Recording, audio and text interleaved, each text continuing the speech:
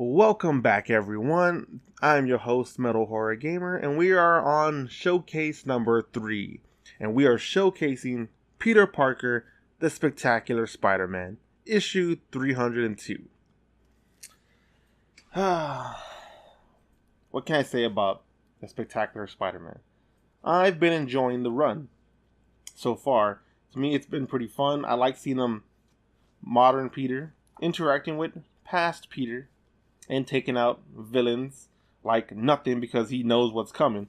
And I like that whole concept. And there's something in here. There's a little Easter egg, a nice little touch that I do like that really made me want to showcase this book. And yeah, let's just look at it real quick.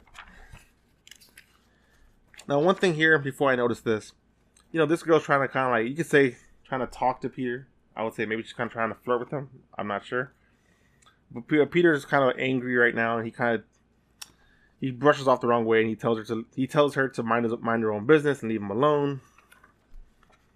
And yeah, she gets pissed off, and she's just like, "You're a real piece of work." And Flash makes fun of him, saying that, "Hey, you should have been nicer to Jessica and just marry her ass, because that's probably the only girl you're getting." Now, somebody I saw in another video mentioned that this is supposed to be Jessica Jones, and I thought that when I first heard the name Jessica, and then saw the way she looked, but I didn't know if it was her because I don't know much about Jessica Jones, and I was just like, did she go to school with Peter? Are they around the same age? I have no idea. So it could be Jessica. I mean, it kind of fits her personality the way she looks, but I don't know. So I'm just gonna say, for the sake of whatever, that it's Jessica Jones, and Peter just pretty much let her fly by his ass. And maybe it's for the best, because I don't know if Peter can satisfy Jessica the way she needs to be satisfied if you watch the show. Maybe he could. He is Spider-Man, but then this is the part I like from the book the most. Is that if you've seen the cartoon back in the day, this outfit should look very familiar to you. Very familiar. When I first opened the book and saw that, I was like, wow, they put Peter's iconic outfit from the 1990s cartoon in here. He's wearing that outfit. And basically what happens, Flash is thinks he's about to kick young Peter's ass. And then our future Peter comes in and just tells him, "Hey, don't be doing that and shit," And then he's like, "Oh, you look a lot like Peter." And of course he jumps in and says, "Yeah, this is my uncle Johnny Parker."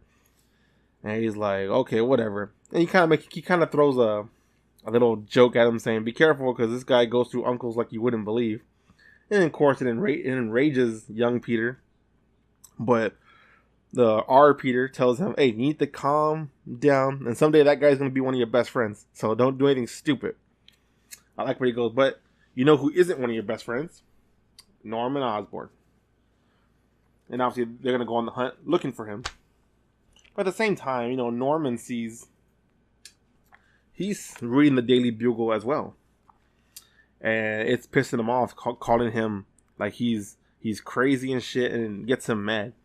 So he busts into JJ's office and pretty much calling him a liar, saying he's slandering him, and he's just saying, you can't print stuff like this. You don't understand. I'm your better, and people who are under their betters always try to criticize them.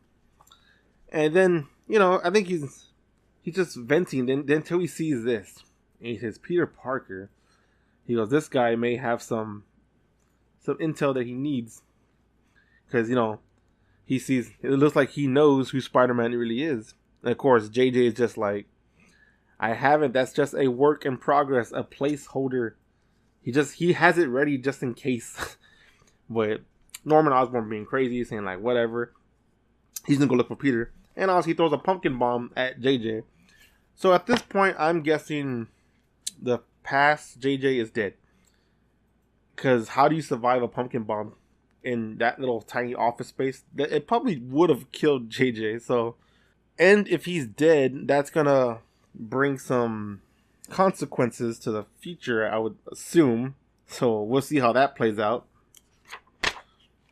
But at the meantime, you see future JJ still trying to find the Tinkerer. That's their whole point, trying to find him before he contacts the aliens and trying to stop this whole shit. I remember reading that book, one of the older ones, and yeah, so that's what they're trying to stop. You know, this part's kind of wasted. It's all about Teresa and Nick Fury, and it's like I don't care about Teresa and Nick Fury, so who cares? But then we go back to the action here. You got Spider-Man, well, Spider-Men's. They finally see the Green Goblin. All right, let's get him. And they go, he just vanished. And then Sandman and the Vulture pop up. And future Spider-Man knows this because when he sees him, he goes, let's see, focus. He goes, oh man, I remember this. So Sandman and Vulture, he's like, yeah, they're the worst. He goes, but not as badass. And he grabs this guy and Mysterio and just punches him, knocks Mysterio out. Mysterio has no idea this is going to happen. He's like, holy shit. And pretty much the illusions go away. And this happened in Amazing Spider-Man number 24. And that's what I like, the concept that Peter, he sees what's happening and he's like, I remember all this, and he can easily correct the situation compared to how he did it the first time, because now he knows what's going on, so he automatically attacked Mysterio and not falling for the illusions. So I thought that was pretty funny, him just beating the shit out of Mysterio real quick. Eventually, they call it a night. He tells younger Peter, you need to get home now, because he knows Aunt May freaks out when Peter's not at home before dark. So young Peter goes home. He's looking for Aunt May, and he sees her bag on the floor, and boom, spider sense is tingling. And why? It's because Norman Osborn is in the house. He looks like a freaking villain. I mean, he is a villain, but I mean, he looks like a horror villain. That's crazy. And then he jumps at Peter and pretty much proceeds on whooping Peter's ass left and right.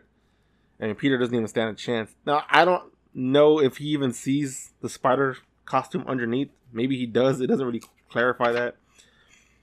I mean, how could you miss it? You see the arms and shit. You're like, I would say, hey, this kid is Spider-Man. This part's kind of weird to me. Like, after you see Aunt May tied up, he punches him, but it's done in such a weird way, like a black box. I almost thought they were censoring like a knife or like censoring a gun or something. But I was like, no, he's just punching him. It says wham, but it's such a weird box. I don't know, that's weird. He goes, a child, an orphan. I should be furious that a boy ruined my life. But I can't be mad. Let's see, focus. He goes, 'cause really, all's well that ends well. And the next issue is called Running Out. And that's where the issue ends. And we see older Peter holding younger Peter like he's either seriously hurt or he's dead. I'd hope not, because that would really fuck up the timeline. But yeah, see, this is a fun book, and I like some of the Easter eggs it shows in there. I mean, it could have had more action, which it didn't, but you can only fit so much on so many pages. So yeah, it's not the best book, but for this week that it came out on, it's not a bad book. I really do enjoy it. I'm looking forward to the next issue. And if you guys like what you saw, maybe go pick it up and go read it yourself. Add it to your collection, whatever. Hope you guys enjoyed seeing this little showcase number 3 about Peter Parker, the Spectacular Spider-Man 302. And that's going to be it for now. Then again, you know the drill. If you liked, give it a like, share, comment, whatever. You know the drill already. And I'll see you guys in my next video. Laters.